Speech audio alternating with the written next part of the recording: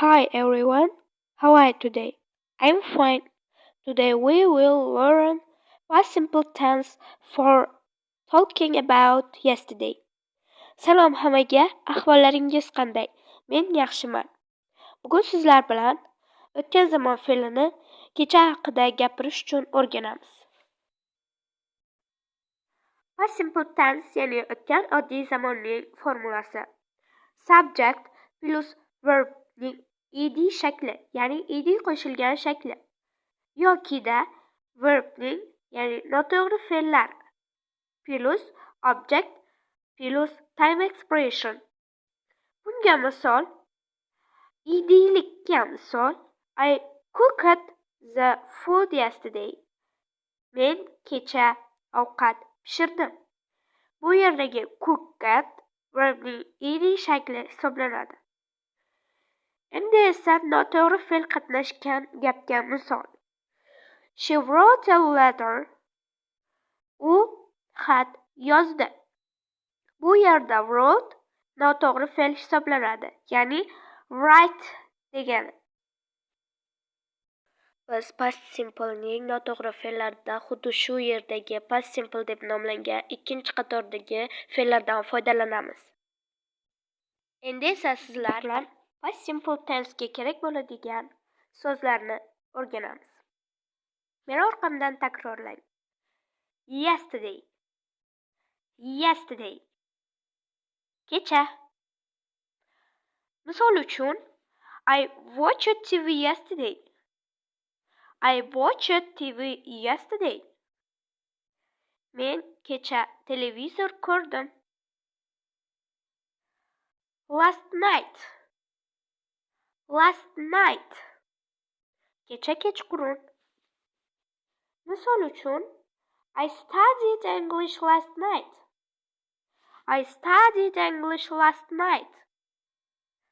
Men kecha kechqurun ingliz tilidan dars qildim. Ago. Ago. Oldin yoki vaqt oldin. Qaysidir vaqtdan oldin. Misol uchun, I went to the park 2 days ago. I went to the park 2 days ago. Men 2 kun oldin parkka bordim. Last. Last. Bu day, week, month, year kabilar bilan birga keladi. Ma'nosi o'tgan. O'tgan kun, o'tgan hafta, o'tgan oy, o'tgan yil bo'lib kela oladi. Misol uchun, I read the book last year. I read the book last year. Men bu kitobni o'tgan yili o'qidim. Endi esa sizlarga topshiriq. Ekranlaringizda ko'rinib turgan gaplarni to'ldirasiz. Misol uchun, I so'z qo'yasiz yesterday. I watched TV yesterday. Men kecha televizor ko'rdim. Yoki I read a book yesterday.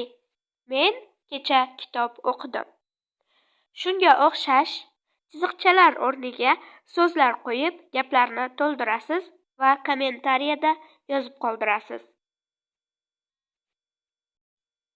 Endi esa sizlar bilan kichkina savol-javob o'tkazamiz. Men sizga bitta savol beraman. Albatta bunga bitta gap bilan emas, ko'pgina gaplar bilan javob berishga harakat qilib ko'rasizlar. Qani ketdik. What did you do yesterday? What did you do yesterday? Bunga javoban aytishingiz mumkin. I watched a movie yesterday. I watched a movie yesterday.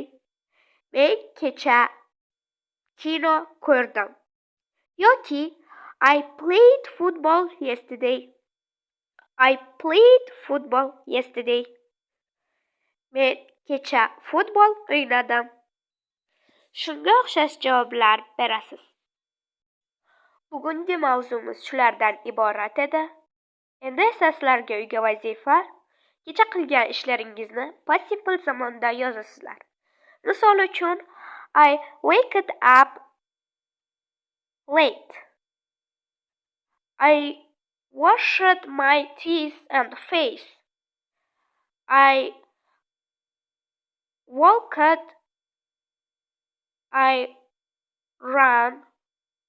Shunga o'xshash gaplarni yozasizlar. Ko'pida 10 ta gap bo'lishi kerak.